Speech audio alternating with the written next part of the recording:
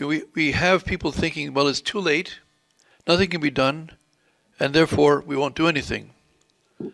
On the contrary, it's not on the merits of ourselves. God wants us to recognize that although this race, the human generation that we're in today is among the worst, at least in practice, where we have homosexuality, which is one of the 4 sins that cry to heaven for vengeance, along with killing the innocent, which we have over 1 billion babies having been killed by abortion since 1984, and of course more millions before that. We have, I'm talking worldwide in that case, we also have, for example, the riots in Africa last year were primarily caused by inflation, so that the very poorest of the poor, who could not afford to buy food because their money had been inflated to the point that they could not pay for their own family's food, which is another sin that cries to heaven for vengeance. It was done, shall we say, by high finance, but had the same effect. A single owner defrauding the poor man, that is, defrauding them of their wages. We have 3 of the 4 sins crying to heaven for vengeance in our time. And when I say in our time, I'm talking about this year, last year. We're not talking about something, the last century. I'm sure it's been going on before that. I think we need to understand that the core of the Fatima message is that God wants to establish in the world devotion to the Immaculate Heart. The context of that was on May 13th, the Blessed Virgin opened her hands, and light came from the palms of her hands and fell not on the children as it had done, the light from her hands in June and May. Rather, the light fell on the ground in front of the children, and they could see below the face of the earth. And they looked down to see what it was. And in this light, they could see the fires of hell. Lucy describes it in her memoirs as follows: "We saw, as it were, a vast sea of fire, in which was plunged, all blackened and burnt, the devils and the souls of the damned. The devils could be distinguished from the souls of the damned by the weird and unknown forms of animals in which they were cast. The souls were cast about in the flames, raised into the air amid loud cries, shrieks of groans and despair, which horrified us so that we trembled with fear. The fire came from within them that was burning them." Lucy tells us that had not the vision been very short, she thought they would have died of fright. She said that also, because Our Lady had promised to take them to heaven, they didn't die of fright. Our Lady, they looked up to the Blessed Virgin pleadingly, and she said to them, "You've seen hell, where the souls of poor sinners go. It is in order to save sinners that God wills to establish in the world devotion to my Immaculate Heart." There's many things in this one statement that we need to analyze. God wills to establish. It is the will of God that this happen. I would like to deal with why God wants to do this, but first of all, whether I can explain it properly or not, this is God's will. And secondly, the reason for God wanting to do this is to save souls. In other words, if there is devotion to the Immaculate Heart of Mary, which is established in the world, then more souls would be saved than there are now. And so this is what the message is, and God has a plan for establishing this devotion. But before we get to the plan, which is really what I've been doing much of my life, the last 35 years, I'd like to explain the motive or the reason why God wants this devotion.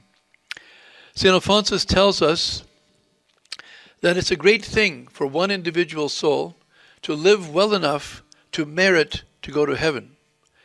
In the way St. Alphonsus writes about this, it sounds to me he doesn't think that many people actually achieve enough merits to save their own soul.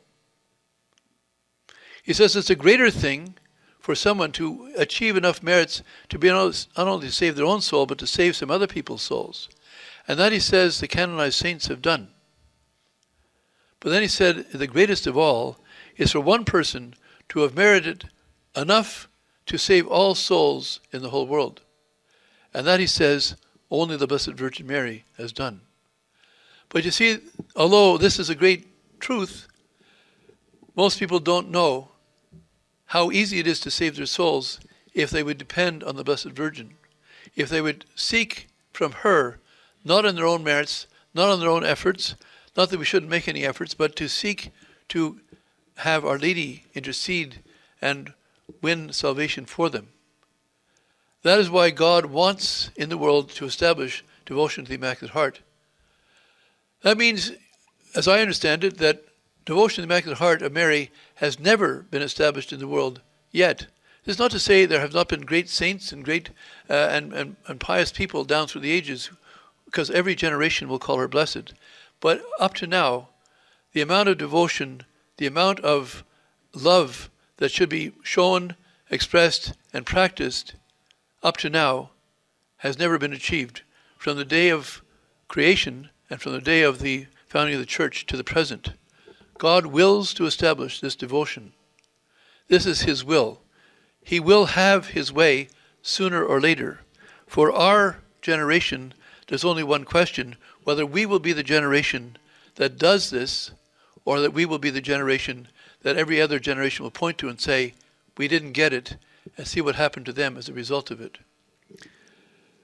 I didn't choose, nor did you, to be born in this generation. What we see before us, unfolding before our very eyes, are the plans of the enemies of God, which have been developing and which have been stated explicitly, and Father Kramer can cover this more for you in his book and his lectures on the mystery of iniquity. St. Paul tells us that the mystery of iniquity, that is the plot, the conspiracy of evil men to enforce their iniquity on the rest of us, has been going on for centuries. Certainly you can trace this, and Father does this in his book, and I'll let him explain this much better than I do, but even part of the mystery of iniquity is to do with how we even do money and banking. What we are reaping today is the benefits, or the non-benefits, or the disasters of those past 400 years. Since the Bank of England was formed in 1696. It's not about England, it's about the system. It's about the nature of banking. You can find it in Father Fahey's pointing out that the nature of banking as it's done today is the kingpin for the devil's control over the world. If you read Russian Sunrise, although it's a novel, you'll get a taste of what the author is trying to point out to you, that the kingpin, again, to today's control of the world by the devil is in the money and banking system. I'm not therefore telling you to go out and commit a revolution or anything like that. When Our Lady says, only I can help you, she's not telling you to take up arms. She's not telling you to do, she's telling you to take up what Padre Pio would call his weapon, or the weapon, which is the Rosary.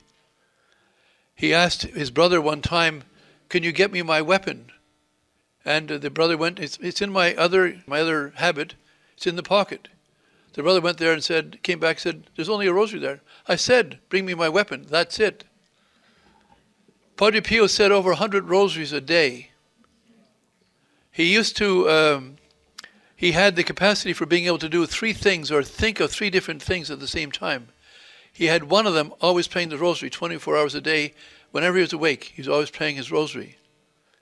It's hard to believe, but I knew a priest who knew him well since he'd been 4 years old, this priest, and he said it was actually over 150 rosaries a day. As Lucius told us in our time, that God has given special power to the rosary. Because of the evilness of our time, God has countered that with greater power with the rosary than ever before. And so all of us can pray the rosary. All of us should pray the rosary. All of us need to pray the rosary.